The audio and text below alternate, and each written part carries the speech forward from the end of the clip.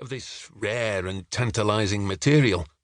My friend Keith, however, lived in a house full of books.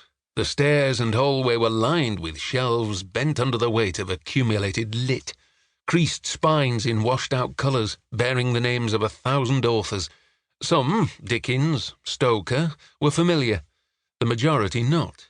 Henry Miller, for example, author of Plexus, Nexus, and the more obviously titled Sexus. No pictures, but enough dirty words and startling acts to stimulate a barely teenage boy. Probably I would have worn the pages translucent if Dad hadn't somehow found the dog-eared novel hidden beneath the underlay, beneath the carpet, beneath my bed. To call Dad a religious zealot would be unfair.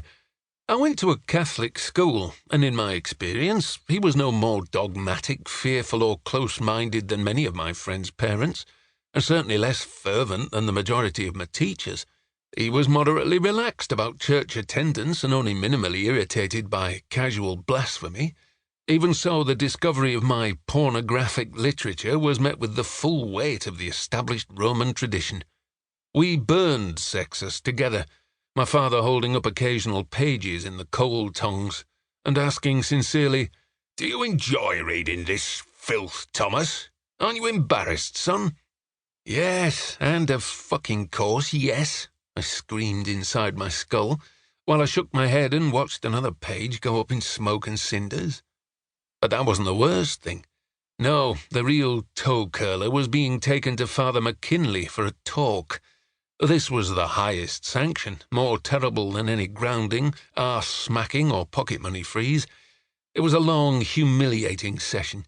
Veiny-faced, hairy-nosed Father Mac was keenly interested in what happened between the pages of this dirty book, and what exactly I had been doing while reading it. And even though this wasn't an official confession in a sacramental sense, he gave me a 40 rosary penance and a piece of advice I'll never forget. Next time I was troubled by wrong notions and belligerent loins, I was to bite the thumb of my "You're right-handed, aren't you, boy?" right hand, and bite it hard until the temptation passed. No biting, however, is required this morning, and it's not simply my miniature bed that's responsible for my diminished libido. The entire room is wrong. The walls are black now, dotted here and there with glow-in-the-dark stars, and where there were once posters of Madonna and Kylie, there is now a six-packed actor wearing a towel and a come-hither rapper beginning the process of unbuttoning his jeans. A small bookcase is heaving with A. A. Milne, Enid Blyton, Jacqueline Wilson, Jane Austen, and Stephanie Meyer. Last night I read Love Lessons. It's not bad, but it's not really my thing. I was 13 when my parents sat me down and told me I should start getting used to the idea that I was no longer an only child. Who was most surprised is a three-way split, but the news was as exciting as it was unexpected. For the next 6 months I fluctuated between wishing for a brother and wishing for a sister, but when 6 pounds and 5 ounces of Bianca arrived the following spring, it was impossible to imagine any alternative. I took to the role of very big brother with gusto, and over the next 3.5 years I fed Bea her bottle, sang nursery rhymes, coloured in, read bedtime stories, and watched even more cartoons than usual.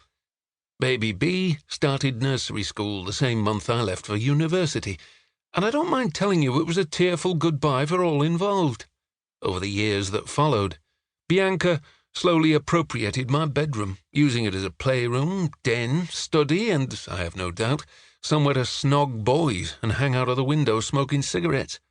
Her own bedroom is across the hallway, the walls painted a soothing shade of pale grey and hung with tasteful prints of famous paintings, whereas the walls of my room have been through more shades of pink than Brighton Beach on the first day of summer, and most of the rainbow besides.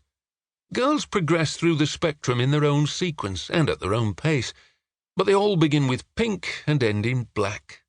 Bianca made the transition faster than most, I think, reaching for the dark emulsion shortly after her 8th birthday and our mother's death from breast cancer, almost 9 years ago now. Maybe that's why the room feels so small, all the layers of paint. It's like sleeping inside some kind of macabre doll's house. So even if